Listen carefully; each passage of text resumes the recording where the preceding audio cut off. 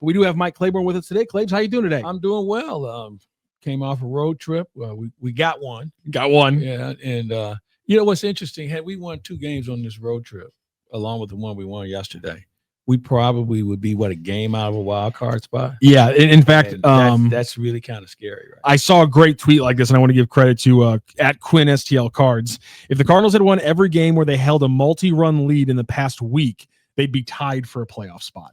It's amazing, man. But you know, when you have a 500 team, you know, you have those highs and lows, and that comes with it. And you know, as good as you play one night, you won't play as well the next night. And I felt we were going to win yesterday because we lost to a tough game the night before, where your bullpen wasn't as sharp as they normally are. So I felt like this is the day, and I was happy for Riley O'Brien because he didn't have his good stuff on Saturday, but yesterday he had it, and he was able to get the save. Does it ever surprise you in all your years of doing this that sports always find a way to give us the storyline? Like things always find a weird way to, like, it seems to be there. It happens too often to be called coincidence at this point. The storyline always happens. You are who you are. There you go. I mean, it's plain and simple. And sometimes you're short and it shows. And then there's sometimes you dominate the opposition because you're better that particular day. But some people call it luck. I just say when you play 162, you are who you are. There you go. Yeah. But things always come around, and I can't get over the fact that everything on Saturday seemed to turn when Eric Fetty comes in for the Brewers and gets the Cardinals down 1-2. Here we go. And I couldn't believe it. I was, at that point you said, you know, this may not end well. But it was, I just, you know, when you see him, and, you know, Eric Fetty, he did everything he could. I mean, remember, he had some pretty good outings earlier this season. Something went wrong, and it was just target practice. Cardinals let him go. Atlanta picks him up. Then they let him go after a start or two. And Milwaukee just puts him in the bullpen. And, you know, a guy like that in the pen, who knows? I mean, you're looking for experience at this time of the year. So he could be that guy for them. But, you know, Milwaukee's a good, you know, last 2 teams we faced in Seattle, I think Seattle might be as good as anyone right now. And Milwaukee has a way of putting the pressure on you. Now, what they look like on the road, that'll be another story. They don't have a lot of swing and miss pitching. They don't have a dominant guy, but they don't give it up. So, you know, they don't beat themselves. So it'll be a fun run down the stretch. Should be. Samuel Howe comes in. Fetty might get a ring before NATO. That would just be, the world's a cruel place. Yeah, yes.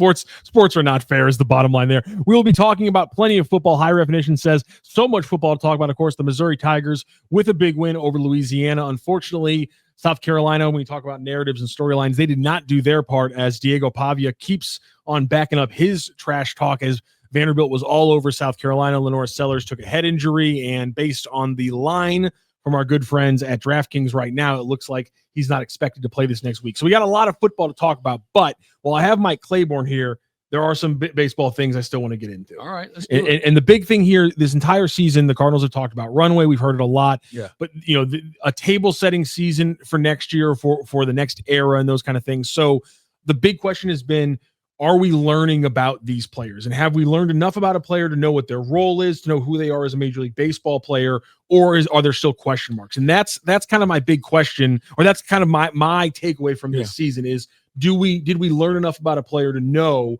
going into this next era what he can be in the team building? I think we had enough of a sample size. Yeah. Now, the results may not be what you want, and the results may continue on with regard to what next season looks like.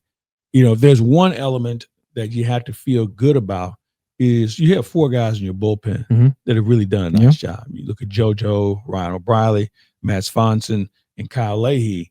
Those 4 guys probably have an impact on what we're going to do next year. Now, the challenge that I see with every team, when you have your bullpen, you can't use them every day, the same guys every day. So you got to have a 1 and a 1A group. The Cardinals are still trying to figure out what that 1A group looks like, because they're going to need somebody if JoJo goes 2 days in a row and O'Brien goes 2 days in a row, or Swanson goes 2 innings. You know, you're not going to use him the next day. So you have to make sure you have some other guys who can take on that role. Now, we've seen Alcala. He was pretty good yesterday. You know, Chris Roycroft, we don't know what he is. I mean, he's got the physical tools, but it's not applicable to what you need right now from him in the bullpen. And then you have some other guys that you kind of kick the tires on. Who is Gordon Graceffo? Yep. Oh, that's a good question. I didn't even have him on the list. That's a good question. I mean, here's a guy who's a former first-round pick, Mhm. and you're still trying to figure out what he is. And then you have some other guys that we've seen bits and pieces of that may be given a chance to compete in spring training, or you may say, let's move on. There may be some other people out here better. So I think that's the one strong suit. The other element, I would say, Mason Wynn. I think we've seen that Mason Wynn has had a phenomenal year, and I don't think that's a fluke. Keeping him healthy, I think, will be a challenge, and he'll be healthy if there's someone to back him up more. Now, who is that going to be? You look at Brendan Donovan at second base. When healthy, he was pretty good. Slid just a little bit in the second half, but his defense was reasonably sound. And I think we now know with Donovan that he was dealing with one injury that then snowballed into multiple injuries because he was compensating, which is always something that happens. He wants to play. He thinks he can help the team. So you like that direction. I thought Wilson Contreras in the first half of the season was as good of a first baseman as it was in the National League. Now, there's been a couple of things that maybe he'd like to have back, but I think you can play with him. I don't think there's a problem with there. Your outfield, Jordan Walker has made himself a better defender. Mm-hmm. There were times last year when you would take him out of the game because there was a defensive question. Mm-hmm. He leads the team in assists from the outfield. Best throwing arm in the outfield. Made most plays. There have been a couple of adventures, but I think trying to learn a position at the big league level is a challenge for anyone. Yeah. Victor Scott, I like what he can do. I like to see him do it more. Victor didn't have a good week defensively where he threw to the wrong base a couple of times. Yeah. But overall, I think he gives you a chance to win. Left field, I think, is up in the air. I just don't know what left field looks like. Alec Burleson has played a very competent left field. I like what he does. And maybe you can plug him out there every day. But, you have Lars Nootbaar. You don't need two left-handed hitting left fielders, okay? So one of them probably needs to either find another position or be put on another team. Catching, Jimmy Crooks, in a very small view, has been okay. I think he's still trying to figure some things out in the batter's box, but he seems like he has understanding of catching. Pedro Pages had a very good season early, cooled off a little bit. I'm concerned a little bit about the pass balls, and that can come from a lot of things, getting crossed up with your pitcher and things of that nature. But pitchers like throwing to him. Joel Pozo is a great guy coming off the bench. I'm not sure if he does anything that says, oh, he's got to catch 120 games. Yeah. I think he's a guy that's a good reserve guy, and he can help this team and he can help somebody else.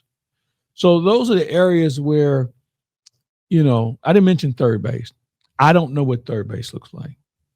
I don't. Mm-hmm. I don't know whether it's Nolan Gorman, Nolan Arenado still on the ball club. Nolan Arenado is a better defender than Nolan Gorman any day of the week. Okay? And it's amazing how glaring that is when he's not there. When Arenado, Wynn, and Donovan aren't on your infield, you're a whole different team. Yeah. Defensively, and it showed. There were some plays that you'd say he'd have made that play or he'd have thrown here or he'd have done that. We didn't see it. And, I think it cost the team some games. Not one individual, just the whole collection of people. And the first thing you can say, well, the guys that replaced them didn't play a lot, didn't have a lot of big league experience.